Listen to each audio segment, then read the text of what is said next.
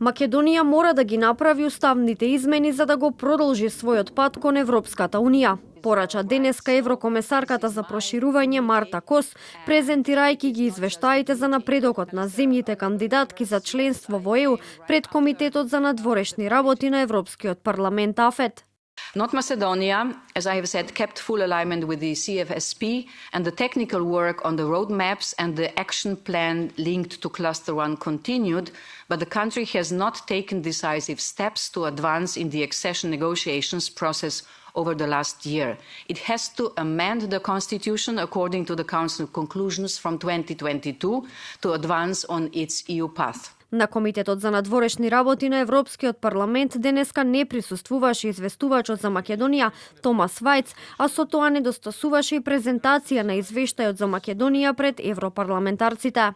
Политичките групи има голем број прашања до еврокомесарката Кос, меѓу кои за одлучување во ЕУ, на што Кос одговори: време е за квалификувано мнозинство.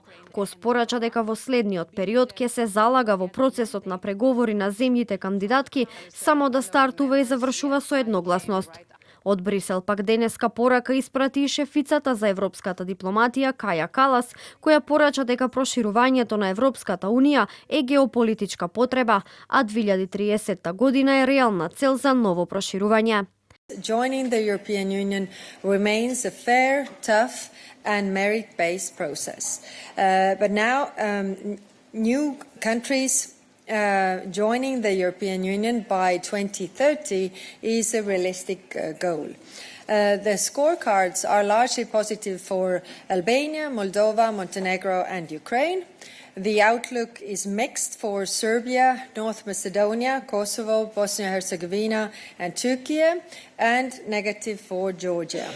Македонија се уште ги нема отворено поглавијата од пристапните преговори со Европската Унија, бидејќи условот за тоа е вклучување на бугарската заедница во македонскиот устав.